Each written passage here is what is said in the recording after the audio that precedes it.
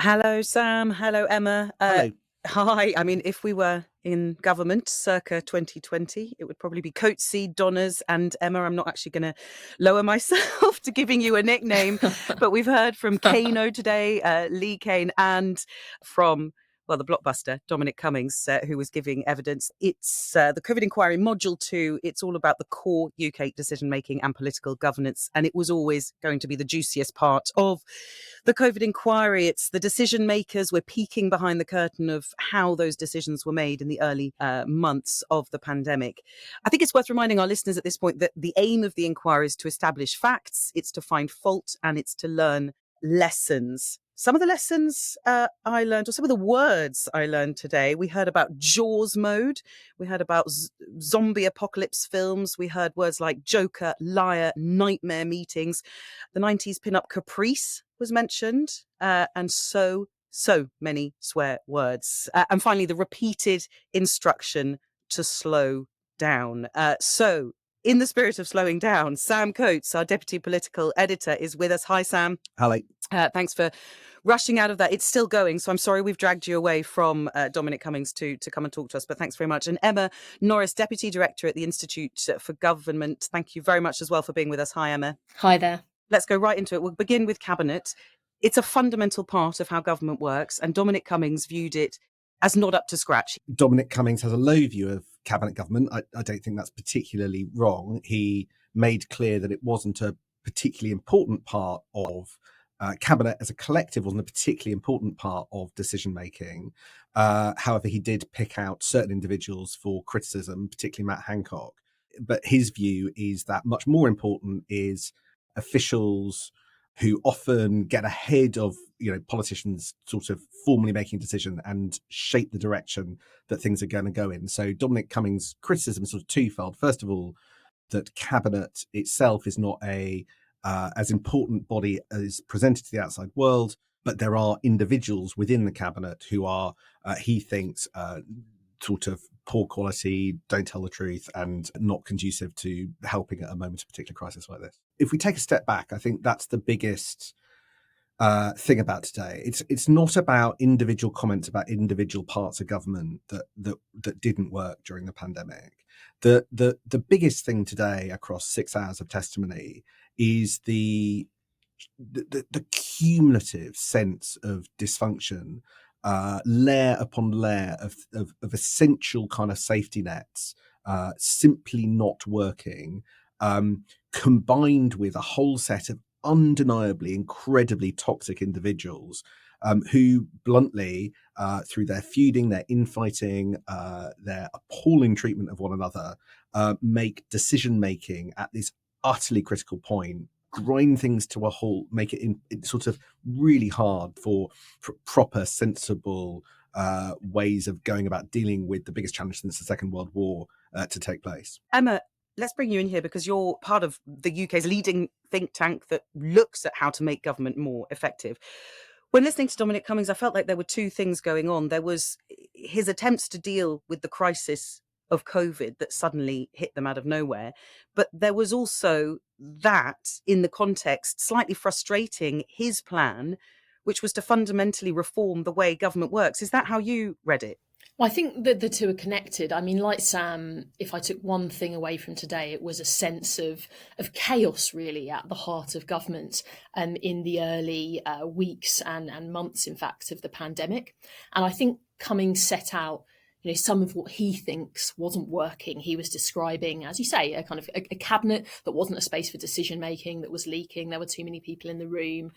Cobra that wasn't able to do its job properly, a cabinet office that didn't have a grip on the data, officials who weren't providing the Prime Minister with the briefings he felt they should have been. So he was painting, a picture of a system that wasn't working, and I think started to nod to some of the reforms that he would like to see. I think, though, whilst Cummings wants to kind of link the government structure during the pandemic not working to some of his kind of bigger criticisms and the bigger reforms he'd like to make, I think the other point is it's not just about government machinery not working. It's about the Prime Minister and the people around him. If there's one thing, we see in all our work at the Institute for Government, it's that the system responds to the Prime Minister at the top of that government. And I think what we've heard today and what we heard yesterday from Martin Reynolds and Imran Shafi was a prime minister who was fundamentally indecisive, unconvinced about the scale of the threat for many months,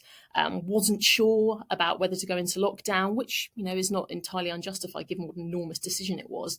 But that indecision at the top contributed to the system not being able to work effectively. Just for our listeners who may not be familiar, Imran Shafi, former private secretary to the Prime Minister at the time, and Martin Reynolds, of course, who we heard from yesterday, was his principal private secretary at the time. Sam, there's also, as Emma was saying, I wonder if you think there's this sense that Dominic Cummings was trying to position himself as the reformer, the great reformer of government, saying that everyone else essentially around him was doing it all wrong. He was the only one who had a clear idea of how to get the country through COVID. So I think that Dominic Cummings has quite a clear-sighted analysis of a lot of the problems that government faces. He's had essentially the same critique for the better part of 20 years about the problems of the British state, and the things that he identifies as problems are things you hear elsewhere. And brutal as it sounds, the lack of the quality of people, around the political top table, some of the machinery of government operations, the kind of institutional legal caution around decision making. All of that seems to me to be quite reasonable. Where I think Dominic Cummings' argument struggles is that, having identified all the problems, he never quite seems to be able to fix the things himself. And there he is in this unparalleled position as a chief advisor to the Prime Minister, yet engulfed in chaos and unable to shape a better way of working for himself. And what there were some things that he identified as him doing right, like bringing in a data team into Number 10 at the start of the pandemic to try and get better real-time information on what was going on with COVID. Quite clearly, he doesn't feel in control. He hasn't sorted out structures despite being in government for 7 months at this point. And the sort of the system sort of collapses around him. And a lot of the story of today is him kind of in real time as the pandemic's going on, tinkering and breaking and crisis managing bits of the state, but ultimately, it only does it to a certain level of effectiveness. So I think good at analysis, less good at solutions is the Dominic Cummings that came across today. Emma, I want to ask you more specifically. Let's focus on the Cabinet Office here. Cummings called it a bomb site, a dumpster fire. He talked about bloated management, too much power. I wonder, from your position at the Institute of Government, do you think he has a point when he's talking about the Cabinet Office? Look, I think exactly as Sam says, actually, Cummings' critique of some of the problems in the centre of government in some places is quite accurate. Cabinet Office, like most government departments, has strengths and weaknesses. It is a department that has grown quite substantially. It probably is a bit bloated, and it's certainly the case that, for instance, his critique around the lack of kind of serious plans in place to deal with the kind of pandemic that we ended up faced with was a real weakness of the centre of government in that period. I think, though, kind of my take on Cummings' analysis is that it's not just that he identified the right problems, but the solutions that he generated weren't quite right. It's that he has a real blind spot in how he contributed to some of those problems.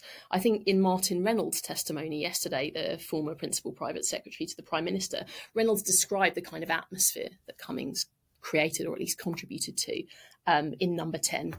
One of fear, where civil servants were worrying about their jobs. So I think, yes, he identifies a set of problems that are real and that lots of us who look at government kind of closely recognise, but he also contributed to those problems. He helped create an atmosphere that made it all the more difficult to tackle the pandemic effectively in the early stages. What we've learned is about a government that just wasn't working on any level during the most important crisis in the Second World War.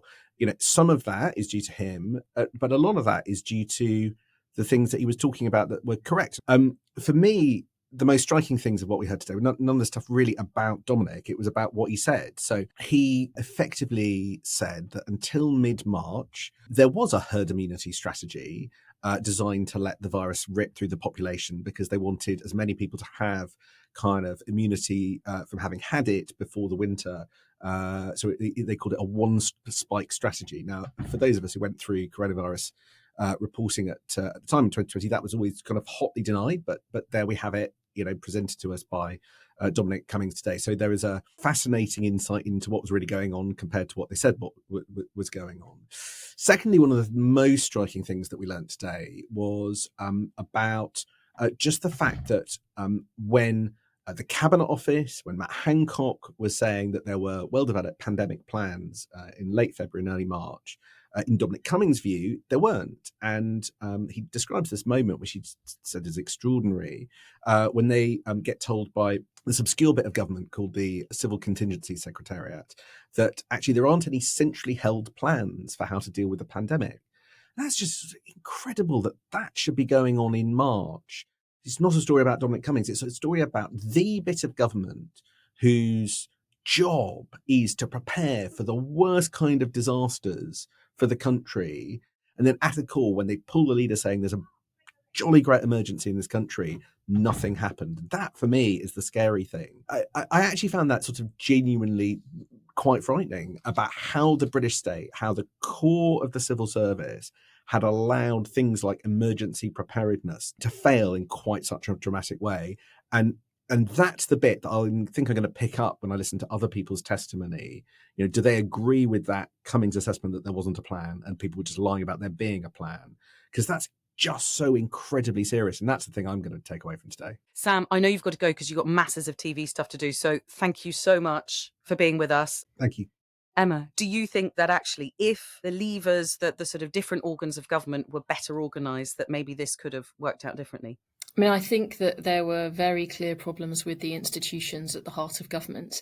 There were problems with data, there were problems with the productions of plans, there were problems with whether the Civil Contingency Secretariat had access to departmental plans in the event of a pandemic. But I just don't think you can separate the system from the people who are leading that system. And so for me, the two are fundamentally related. You have a system that is struggling, but you also have a Prime Minister at the top of that system who is struggling to provide the decisiveness and the guidance that the system needs to respond. We heard, in fact, Dominic Cummings saying that himself, that his conclusion was that if there'd been a scaled up test and trace system from January, we may never have needed a lockdown in March. It's then at that point that the lockdown became necessary, that even then it could have been implemented earlier. I think it could have been implemented earlier. But I suppose what I find slightly perplexing is the inquiry's focus only on that first decision, that first lockdown, because that's the hardest moment to make that decision. You don't know what the impact is going to be exactly. You don't know what compliance is going to look like. Of course, you've got modelling, but you haven't seen it actually happen. And it's such a break from the past. Whereas when you get later into 2020, of course, you do have lots of information at that point about how the first lockdown has gone, about what the consequences of deciding to lock down earlier rather than later are. And so actually, I think it will be more legitimate to zoom in on and to criticise the kind of speed of decision making when it comes to the second lockdown. And I am just slightly perplexed by the kind of sole focus on the first few months. It was very interesting that there was so much focus on March. And so far, well, Dominic Cummings hasn't really been asked on what happened in 2021, has he? Exactly. I think that some of the real questions for me is how was the system learning as we moved through 2020? How was it learning from the mistakes that it had made earlier in the pandemic and applying those to the decisions it had to make later in the pandemic? And I think we've heard less about that, actually. We focused mainly on those first few months, January, February and March 2020. And to some extent, look, that's understandable. That's the first time you see Downing Street, Cabinet Office, the Treasury have to start reacting to the pandemic, deciding when to start locking down, restricting people, thinking about closing borders. It's the first time you're seeing the system react. But if we really are focused on learning and ensuring that if we ever encounter a crisis like this again, government's better prepared, better able to react, understanding why we appeared to repeat some of the mistakes, some of the things that were at least mistakes in hindsight from the first lockdown when it came to the second lockdown, I think that is a really interesting question that I hope the inquiry covers. We're going to take a short break now, but when we're back, Dominic Cummings says he's not misogynistic to the inquiry. His personal correspondence tells another story. There were some bits where Hugo Keith, KC, sort of got to Cummings. I felt like there were a few moments where actually he did that wonderful thing that you want from a courtroom drama, and he did slightly make Dominic Cummings go, oh, I've not got an answer for that.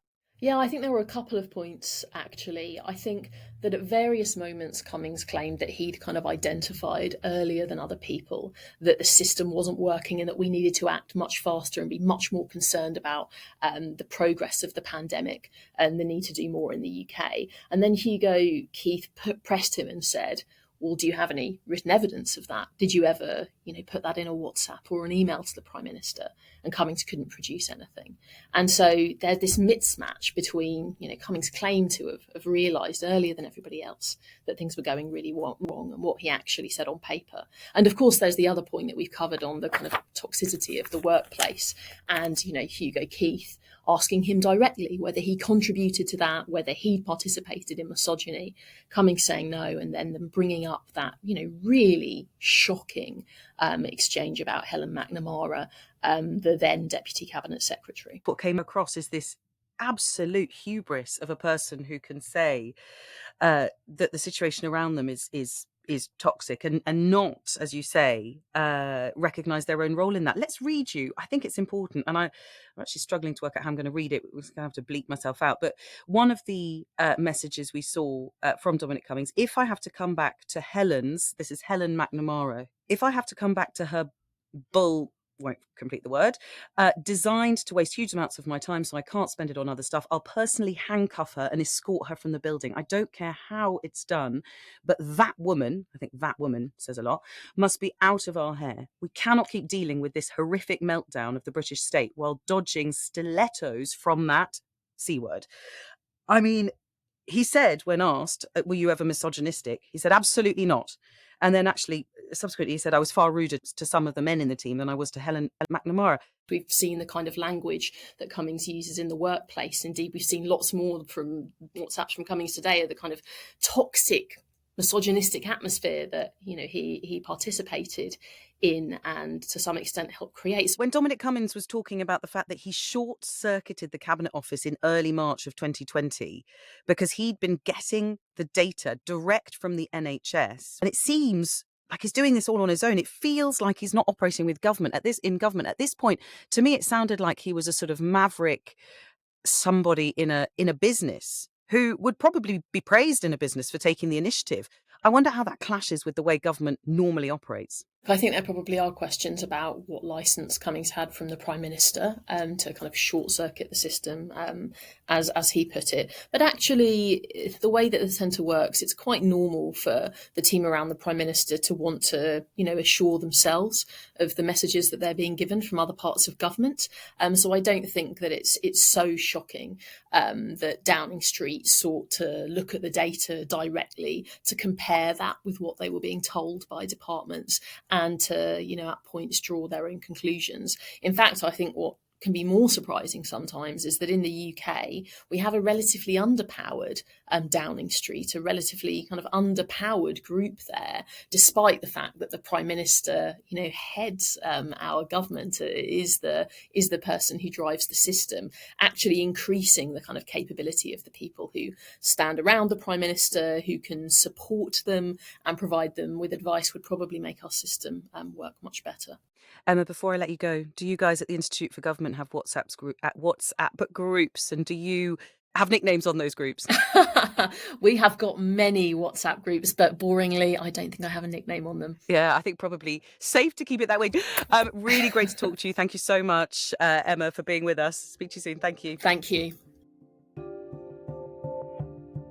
We talked about Helen McNamara there. Well, she will be going before the inquiry tomorrow at 10 a.m. That's when she's expected, as well as Dr. David Halpern, who headed the Behavioural Insights team, which spun out from the Cabinet Office. So we'll be listening to the two of them tomorrow, and we'll let you know what you need to know.